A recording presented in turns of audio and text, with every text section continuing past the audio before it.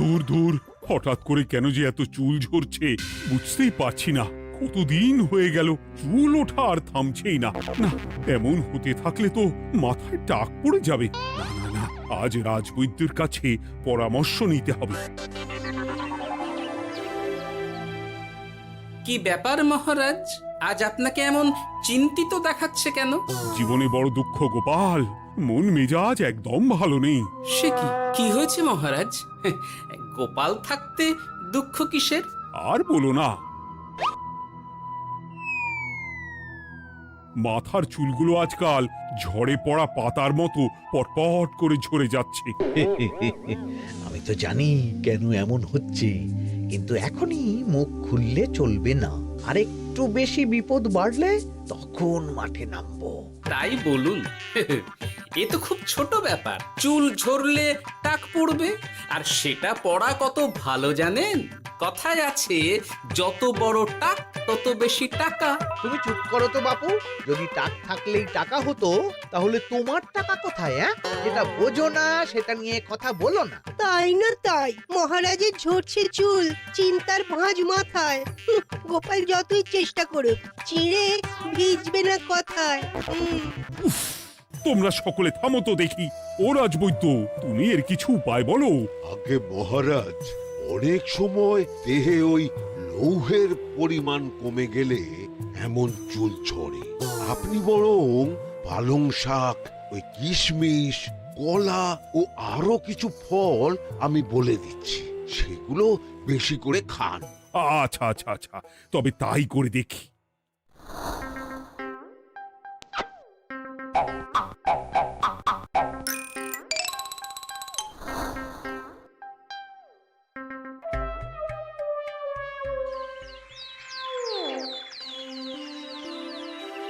ও রাজবৈদ্য, তোমার কথা মতো শাক পাতা ফলমূল সবই তো খেলাম, চুল ঝরা বন্ধ তো হলোই না।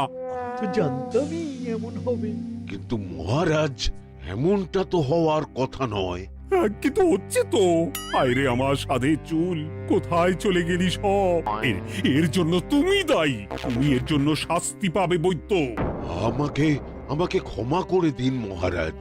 এমনটা হবে এ তো আমি ভাবতেই পারিনি। কিছু মনে করবেন না মহারাজ, ছোট মুখে বড় কথা বলছি।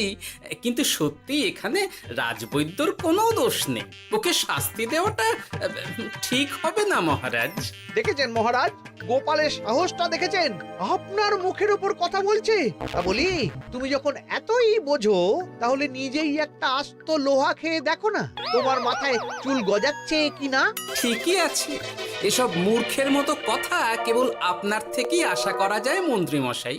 মহারাজ, আপনি বিচক্ষণ মানুষ। আমার শুধু অনুরোধ, আরেকবার ভেবে দেখবেন। ঠিক আছে, রাজবৈদ্যকে আমি শাস্তি দেব না, কিন্তু সকলের জন্য আমার একটা ঘোষণা আছে। কি ঘোষণা? আমার এই কঠিন সমস্যা যে দূর করে দিতে পারবে, তাকে আমি বিশেষ পুরস্কারে ভূষিত করব। এই তো পেয়েছি। এই সুযোগ কোনোভাবেই হাতছাড়া করা চলবে না। এবারের সমস্যাটা সত্যি বেশ কঠিন। কি করলে যে মহারাজের চুল পড়া বন্ধ হবে সেই উপায় মাথাতেই আসছে না। হঠাৎ করে কেন যে এমন হলো কে জানে।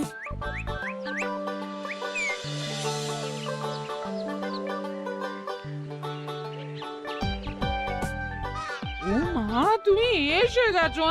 একটু বসো, আমি তেলটা মেখেই হাত ধুয়ে খাবারটা বাড়ছি। হ্যাঁ, সে ঠিক আছে, কিন্তু তুমি কিসের তেল মাখছো এটা? কি আবার মাথার চুলের তেল? এখানেও চুল, ওদিকে মহারাজেরও চুল ঝরে পড়া নিয়ে আমরা সবাই হিমশিম খাচ্ছি গিন্নি। আরে, মহারাজের অত সুন্দর কালো চুলগুলো ঝরে যাচ্ছে, এ তো ভারী দুঃখের কথা। সে আর বলতে। ওই জন্যই তো আমি বাবা মাথায় এই জড়িবুটি তেল মাখি। এতে চুলের গোড়া শক্ত করে, চুলকে ভালো রাখে, নতুন চুল গজায় সব। হ্যাঁ। কি কি বললে? নতুন চুলও গজায়? সত্যি? হ্যাঁ। বাহ, তাহলে আর চিন্তা কি? আমাকে এই তেলটা একটু দিতে পারবে গিন্নি? মহারাজকে দিয়ে আসি। উনি বলেছেন যে ওনার সমস্যা দূর করতে পারবে তাকে উনি পুরস্কার দেবেন। ওমা, এই তাই নাকি? এ তো দারুণ ব্যাপার গো। নাও নাও নাও, তেলখানা নিয়ে মহারাজকে কাল দিয়ে এসো তাহলে। আর জানিয়ে দিও, দিনে 2 বার কিন্তু তেল মাখতেই হবে। হ্যাঁ, আচ্ছা ঠিক আছে।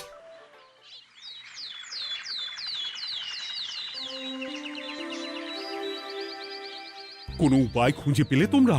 আগে মহারাজ, আমি আপনার জন্য নকল চুল বানিয়ে এনেছি। যতদিন আপনার চুল পড়া বন্ধ না হচ্ছে ততদিন আপনি এটা পরে ব্যবহার করতে পারেন। সে তো বুঝলাম, কিন্তু নকল চুল তো আর আসল চুলে জায়গা নিতে পারবে না বিজ্ঞানী। আসল চুলের কথা ভেবে আমি আপনার জন্য কেশুত্তে পাতা এনেছি মহারাজ। আচ্ছা বেশ। তা গোপাল, খুব তো আগের দিন বকবক করছিলে, তুমি কি এনেছো শুনি? সেটা যথাসময়ে দেখতে পেয়ে যাবেন মন্ত্রী মশাই। এটা জড়িবুটি তেল মহারাজ। আমি এটা আপনার জন্য এনেছি। এতে নতুন চুল গজায় আর চুলের স্বাস্থ্যও ভালো হয়। আমার গিন্নিও ব্যবহার করে এটি, তবে দিনে 2 বার করে মাখতে হবে, তাহলেই ভালো ফল পাবেন মহারাজ। বাবা, তাহলে তুমি কেন মাখো না? আচ্ছা, আপনার সমস্যাটা ঠিক কোথায় বলুন তো মন্ত্রী মশাই? মহারাজের জন্য কিছু আনলেও কথা শোনান, না আনলেও কথা শোনান। সত্যি তো মন্ত্রী, কেন তুমি সব সময় গোপালের পিছনে পড়ে থাকো বলো তো? এরা তো তাও সবাই কিছু না কিছু আমার কথা চিন্তা করে এনেছে, তুমি তো সেটাও করনি। না আসলে মহারাজ, আমিও ভাবছিলাম আপনার কথা, কিন্তু থাক, বুঝেছি। আহ, দারুণ। তেলের গন্ধটাও খুব সুন্দর। গোপাল, তোমায় অনেক ধন্যবাদ। আশা করছি ব্যবহার করলে খুব ভালো ফল দেবে।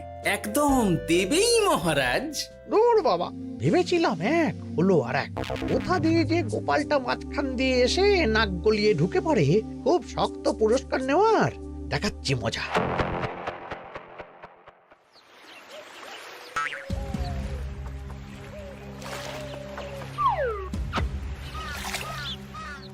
এবারে গোপালের তেল দিয়েই সব কিছু তোলপাড় করব।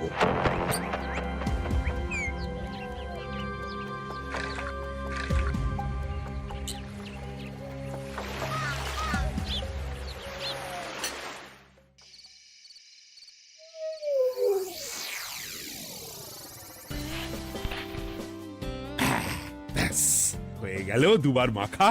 গোপাল বলেছিল এতেই ভালো ফল পাব, কিন্তু এখন মাখার পর মাথাটা কেমন জ্বালা জ্বালা করছে মনে হচ্ছে। হয়তো নতুন চুল গজাবে বলে এমন হচ্ছে। কাল সকালে বোঝা যাবে। এতক্ষণে বোধহয় ছোট ছোট চুল গজিয়েই গেছে। কি এটা চুল গজানোর তেল ছিল নাকি পড়ে যাওয়ার? হে ভগবান, যেটুকু বাকি ছিল সেটাও ঝরে পড়ে টাক পড়েই গেল। হ্যাঁ, গোপালই হলো যত নষ্টের গোড়া। আজ আসুক সভায়।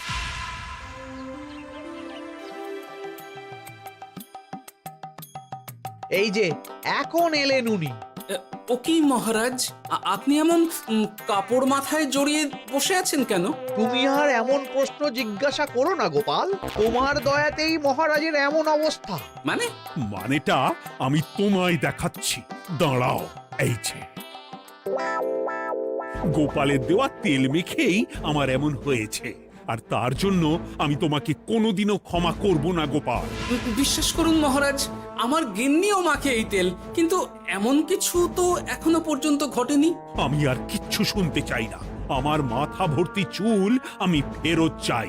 যতদিন না আমার মাথার সব চুল ফিরে আসছে ততদিন আমি তোমার মুখও দেখতে চাই না। মহারাজ, আপনার কোনো চিন্তা নেই, আমি তো আছি। এবার এই সমস্যার একটা সমাধান আমি করেই ছাড়বো। কি ব্যাপার, মন্ত্রী মশাই এত লাফাচ্ছে কেন? এসবের পেছনে আবার ওনার হাত নেই তো? না, ব্যাপারটা পরে দেখতে হচ্ছে।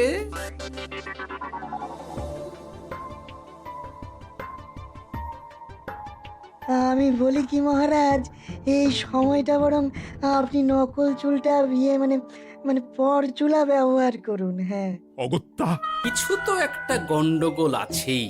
গিন্নিও তো রোজ মাথায় তেল মাখে, কই এমন তো হয় না। মন্ত্রী যদি কিছু করেও থাকে তাহলেও হাতে নাতে ধরবো কিভাবে? ও কি গো গোপাল দাদু, এখন এই সময় তুমি রাজসভা ছেড়ে এখানে? তোদের দাদু আর রাজসভায় যাবে না রে?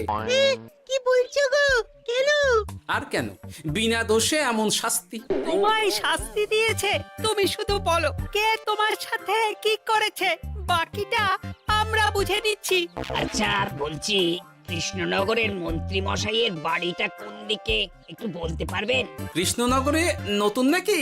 আগে তো আপনাকে কখনো দেখেছি বলে মনে পড়ছে না। হ্যাঁ, আমি এখানে থাকি না, আমি এখানে আমার কাজে এসেছি, তাই মন্ত্রী মশাইয়ের বাড়ির ঠিকানাটা যদি একটু বলে দেন।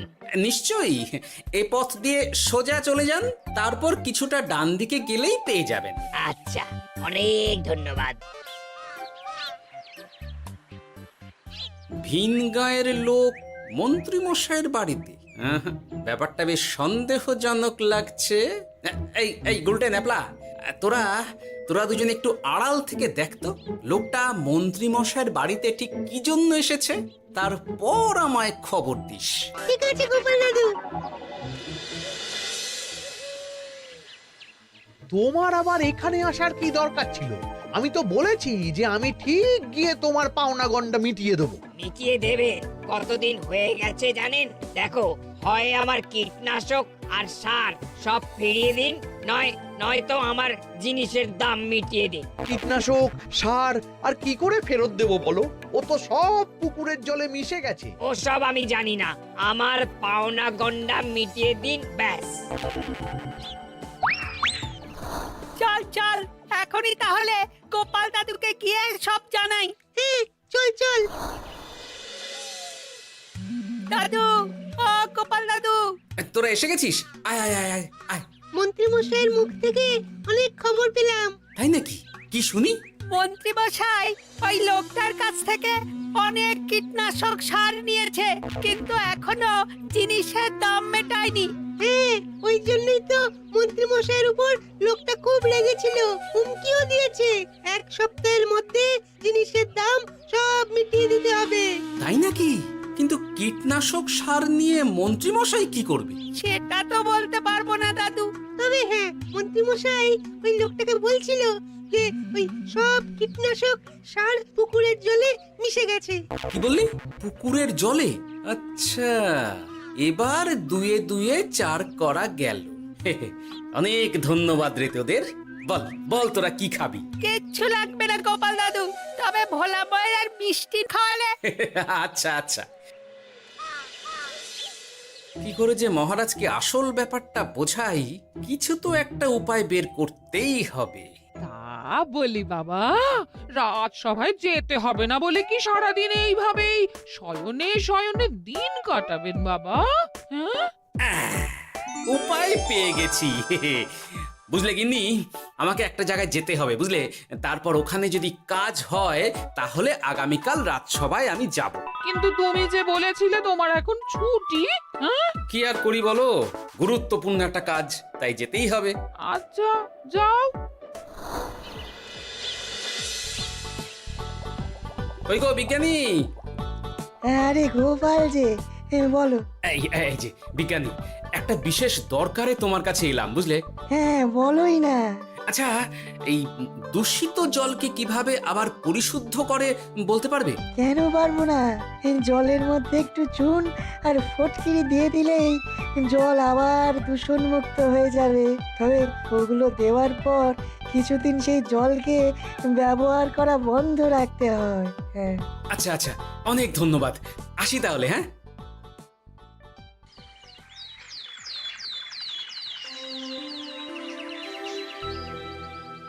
ছায়া পড়েছে, ছায়া পড়েছে, আমি বেশ বুঝতে পারছি তার ছায়া পড়েছে এখানে। কার ছায়া পড়েছে? আজকাল তোর মাথা থেকে অনেক চুল ঝরে পড়ছে, তাই না? আগে হ্যাঁ সাধু বাবা, আপনি একদম ঠিক কথা বলেছেন। ও বাবা, এই আবার কোথা থেকে উদয় হলো? আরে আমি একা গিয়ে সেই স্নানের পুকুর পরিদর্শন করতে চাই। যথা আজ্ঞা বাবা।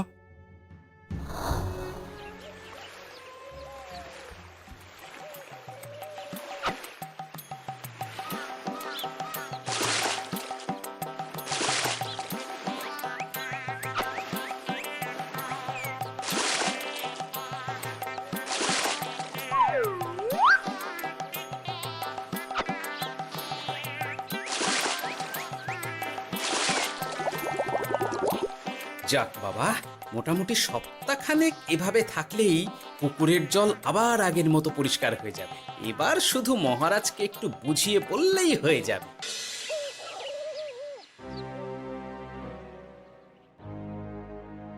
কি বুঝলেন সাধু বাবা? আমার অনুমানটাই ঠিক ছিল। পুকুরের জলে কালো ছায়া পড়েছে, কুদৃষ্টি পড়েছে, তাই এমন হচ্ছে। সে কি? কি কালো ছায়া? যত সব বাজে কথা। জল দূষণ করলাম আমি, আর দোষ পড়ছে কালো ছায়ার উপর। তাহলে এখন কি হবে? চিন্তার কোনো কারণ নেই। আমি মন্ত্রপুত ভস্য ছড়িয়ে দিয়েছি। 1 সপ্তাহ ওই পুকুরের জল স্পর্শ তো দূর, পুকুরের কাছেও যাওয়া নিষেধ। তাহলে আমার মোহরের কি হবে? যথা আজ্ঞা সাধু বাবা। ও কি, তাহলে মহারাজ এতদিন স্নান করবেন কোথায়? সে কথা কাউকে চিন্তা করতে হবে না।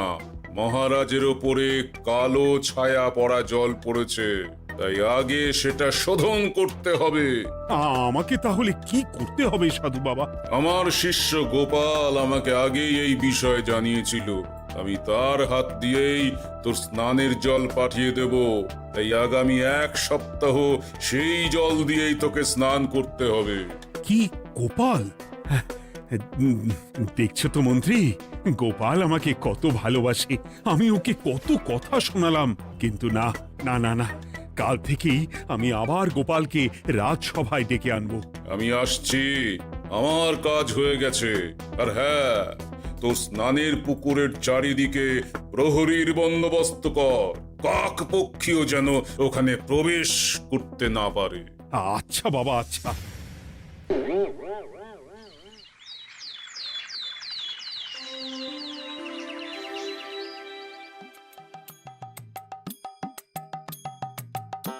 গোপাল, তোমাকে আবার এখানে দেখতে পেয়ে আমার খুব ভালো লাগছে। তোমার গুরুদেব গতকাল এসেছিলেন, কিছু মনে করো না।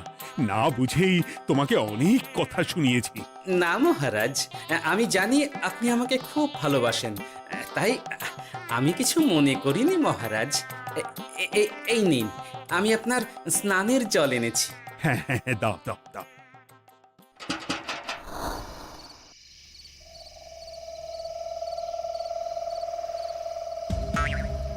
ও বাবা, পুকুরের কাছে যে গিয়ে দেখবো সে উপায় নেই। চারপাশে প্রহরীতে ভর্তি, তাহলে কি সত্যি সত্যি কালো ছায়া পড়েছে? ভালোই হলো, পাওনাদারকে বলে দেবো কীটনাশকটা জালি ছিল। হি হি।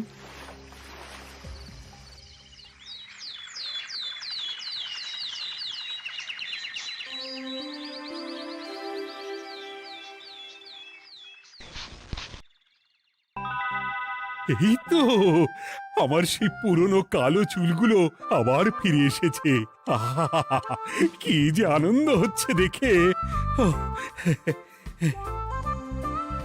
আজ 1 সপ্তাহ সম্পূর্ণ হলো। গোপালের জন্য আমার স্নানের পুকুর থেকে কালো ছায়া দূর হয়েছে। আমাকে এই সমস্যা থেকে দূর করার জন্য আমি গোপালকে 100টি মোহর উপহার দিতে চাই। ধন্যবাদ মহারাজ। দূর, আমার আর ভালো লাগে না। সব সময় গোপালই মোহর পায়, এটা তো আমার পাওয়ার কথা ছিল। এদিকে আজকে পাওনাদারও আসবে।